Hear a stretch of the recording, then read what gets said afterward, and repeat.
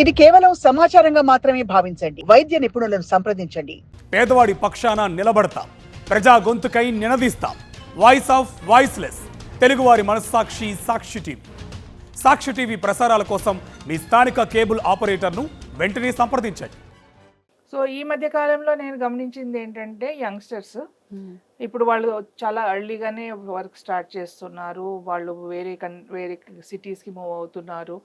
అక్కడ ఉండే సిటీస్లో ఉండే కల్చరు చాలా వరకు హైదరాబాద్లో మేము చూసే యంగ్ 25-26 ఇట్లాంటి ఏజ్ గ్రూప్లో ఉన్న వాళ్ళు కూడా డయాబెటీస్ ఉంది. సో రీసెంట్గా కూడా ఒక అబ్బాయి చూస్తే ఒబిసిటీ ఉంది, అంటే బిఎంఐ 28-29 ఉంది. చూడగానే అంత నలుపు అనమాట, మెడ అంతా నలుపు ఉంది. అది ఆల్రెడీ ఇండికేషన్. తర్వాత వాళ్ళకి పొట్ట కూడా పెద్దగా ఉంది. ఆ అబ్బాయికి కొంచెము మేడం అలసటగా అనిపిస్తుంది అనేసి హెల్త్ చెకప్ చేయించుకుందామని వచ్చామని చూస్తే వాళ్ళకి షుగర్స్ చాలా ఎక్కువ ఉంది. ఫ్యామిలీలో హిస్టరీ లేదనమాట. ఏం చేస్తున్నాడు ఈ అబ్బాయి అంటే 5 years నుంచి వర్క్ స్టార్ట్ చేసి డైలీ బయట తింటున్నాడు. ఆయిలీ ఫుడ్, బాగా ఫ్రైడ్ ఫుడ్స్, ఆల్కహాల్ తీసుకోవడము, ఇవన్నీ అలవాట్లు అనమాట వీళ్ళకి. And no exercise. జాబ్ చాలా డిమాండింగ్గా ఉంది. మేము ఎక్సర్సైజ్ అసలు ఎప్పుడు చేయలేదు, ఇప్పుడు కూడా చేయడం లేదు.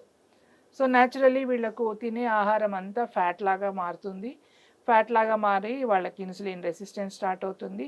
ఎక్సర్సైజ్ లేనప్పుడు ఇన్సులిన్ పనిచేయదు. సో న్యాచురల్లీ వాళ్ళకు షుగర్ అబ్జార్ప్షన్ సరిగా ఉండదు, దాన్ని మెటబాలిజం కూడా ఉండదు. అట్లా వీళ్ళు డయాబెటిక్ అవుతున్నారు. సో చాలా మందికి మనం రీసెంట్గా చూసింది ఏంటంటే sedentary life style and very bad eating habits, sleeping habits.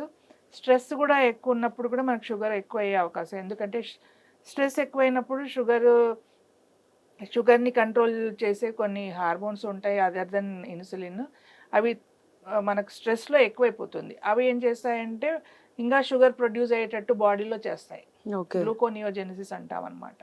Cortisol ఇట్లాంటివన్నీ స్ట్రెస్ హార్మోన్స్. ఇవి ఎక్కువ ఉన్నప్పుడు ఇంకా గ్లూకోజ్ని ప్రొడ్యూస్ చేయడానికి లివర్ని ప్రేరేపిస్తాయి అనమాట. గ్లూకోనియోజెనిసిస్ అంటారు.